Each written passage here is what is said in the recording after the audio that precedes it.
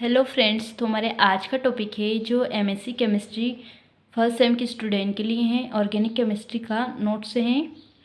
BSc and MSc दोनों student के लिए मोस्ट आईएमपी क्वेश्चन से हैं। टॉपिक का नाम है thermodynamics and kinetic requirements and control. First point है टाइप्स ऑफ रिएक्शंस। इसमें फर्स्ट पढ़ेंगे सिंपल रिएक्शंस या elementary reactions. One step reaction simple reactions कहलाती हैं। वन स्टेप जो रिएक्शन होती है वह सिंपल रिएक्शंस कहलाती हैं। सिंपल रिएक्शंस में रिएक्टेंट वन स्टेप की प्रोडक्ट का फॉर्मेशंस करते हैं। एग्जाम्पल है CH-I plus Cl minus reaction CH3 minus Cl plus I minus. Second point है इसी में कॉम्प्लेक्स रिएक्शंस। वह रिएक्शंस जो एक से अधिक सिंपल रिएक्शन से मिलकर बनी होती हैं कॉम्प्लेक्स रिएक्शंस कहलाती हैं। अर्थात यह रिएक्शंस एक से अधिक स्टेप में कंप्लीट होती हैं। इसका प्रत्येक स्टेप एक एलिमेंट्रिक रिएक्शंस को शो करता है। ये इसकी रिएक्शंस हैं। एग्जाम्पल है और step first and step second भी दी हुई है कॉम्प्लेक्स रिएक्शंस में। ये है स्टेप सेकेंड। अगला पॉइंट है types of reactions mechanism. Two type of reactions mechanism. Reactions की टू टाइप मैकेनिज्म होती हैं। फर्स्ट है स्टेप क्लाइज मैकेनिज्म। वह रिएक्शंस मैकेनिज्म जिसमें एक से अधिक स्टेप इन्वॉल्व होते हैं तथा रिएक्टेंट प्रोडक्ट का फॉर्मेशन करने से पहले इंटरमीडिएट का फॉर्मेशन करते हैं। सेकेंड है कंसंट्रेट मैकेनिज्म। वह रिएक्शन जिसमें बॉन्ड ब्रेकिंग तथा बॉन्ड फॉर्मिंग एक साथ वन स्टेप में होती हैं ऐसे रिएक्शंस मैकेनिज्म को कंसंट्रेट रिएक्शंस मैकेनिज्म कहते हैं। कंसंट्रेट रिएक्शंस मैकेनिज्म में रिएक्टेंट तथा प्रोडक्ट के बीच ट्रांजिशंस स्टेट का फॉर्मेशन होता है। इसका एग्जाम्पल ये है। अगला पॉइंट है थर्मोडायनामिक रिक्वायरमेंट ऑफ रिएक्शंस। सभी केमिकल रिएक्शन रिवर्सिबल होते हैं जिसमें डिफरेंट रेट में प्रोडक्ट तथा रिएक्टेंट एक दूसरे में इंटर कन्वर्ट होते रहते हैं। जब रिएक्टेंट तथा प्रोडक्ट की कंसंट्रेशंस में कोई चेंज नहीं होता है तो हम कह सकते हैं कि रिएक्शंस इक्विलिब्रियम में हैं।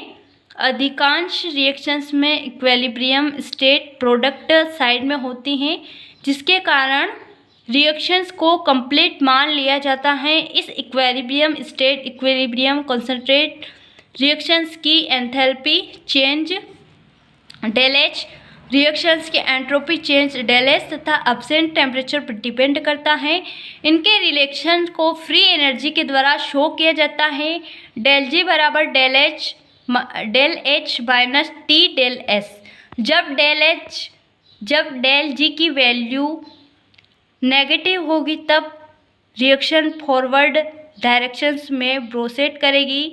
डेल जी पॉजिटिव तो बैकवर्ड डायरेक्शंस में इक्विलिब्रियम कंसंट्रेट तथा गिब्स फ्री एनर्जी को निम्न इक्वेशंस के द्वारा शो किया जाता है। डेल जी नोट बराबर माइनस RT ln के। अगला पॉइंट है काइनेटिक्स रिक्वायरमेंट ऑफ रिएक्शंस। किसी केमिकल रिएक्शंस का स्पॉन्टेनियसली होने के लिए डेल जी का नेगेटिव होना नेसेसरी कंडीशन है लेकिन सफिशिएंट नहीं है।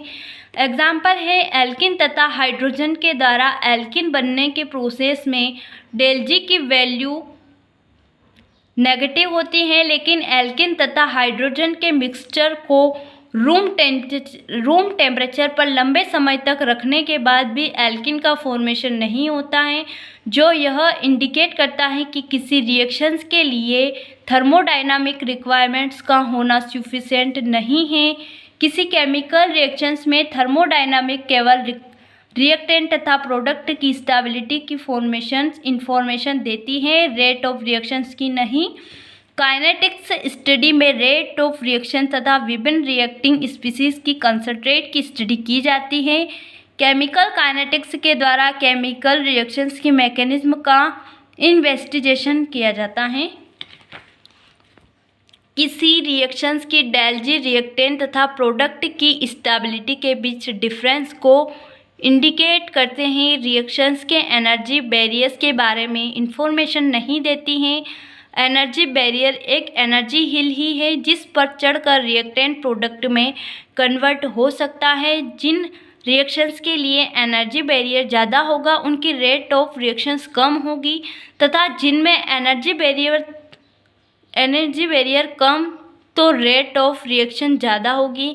किसी रिएक्शंस में एनर्जी बैरियर को एक्टिवेशंस एनर्जी EA कहते हैं। प्रोग्रेस ऑफ रिएक्शन स्टेप्स इसकी प्रोग्रेस होती हैं। अगला पॉइंट है थर्मोडायनामिक्स काइनेटिक्स कंट्रोल कैसे किया जाता है। 1,3 ब्यूटाडाइन्स की 1,3 इक्विवेलेंट की HBr के साथ रिएक्शंस करवाते हैं तो 1,2 तथा 1,4 एडिशंस प्रोडक्ट डिफरेंट रेटियो में बनते हैं। यह रेटियो रिएक्शंस के टेम्परेचर पर डिपेंड करता है। यदि रिएक्शंस 80 डिग्री सेंटीग्रेड पर करवाई जाए तो 1-2 एडिशंस मेजर प्रोडक्ट के रूप में बनता है, जबकि यदि रिएक्शन 40 डिग्री सेंटीग्रेड पर करवाई जाए तो 1-4 एडिशंस प्रोडक्ट मेजर प्रोडक्ट के रूप में बनता है। ये इसकी रिएक्शंस हैं।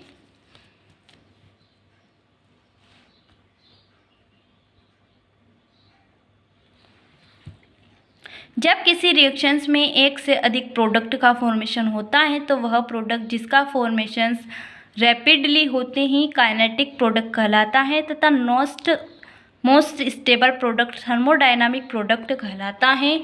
यदि रिएक्शंस में kinetic product a major product बने तो रिएक्शंस काइनेटिकली कंट्रोल तथा यदि thermodynamic product a major product बने तो रिएक्शन थर्मोडायनामिकली कंट्रोल रिएक्शंस कहलाती है। काइनेटिकली कंट्रोल रिएक्शंस में प्रोडक्ट के अमाउंट रिएक्शंस की रेट पर डिपेंड करती हैं, जबकि थर्मोडायनामिक कंट्रोल रिएक्शन से प्रोडक्ट के अमाउंट प्रोडक्ट की स्टेबिलिटी पर डिपेंड करती हैं।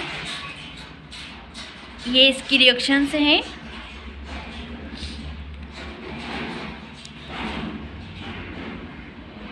एनर्जी प्रोफाइल डायग्राम यह इंडिकेट करता है कि 1-2 एडिशंस प्रोडक्ट की एक्टिवेशंस एनर्जी 1-4 एडिशंस प्रोडक्ट की एक्टिवेशन एनर्जी से कम होती हैं, लेकिन 1-2 एडिशंस प्रोडक्ट 1-4 एडिशन प्रोडक्ट की तुलना में लेस स्टेबल होता है। ये इसकी रिएक्शंस बताई गई हैं। 1-2 एडिशंस 1-4 एडिशंस होते हैं at 80 degree and 40 degree centigrade पर इसका बनता है।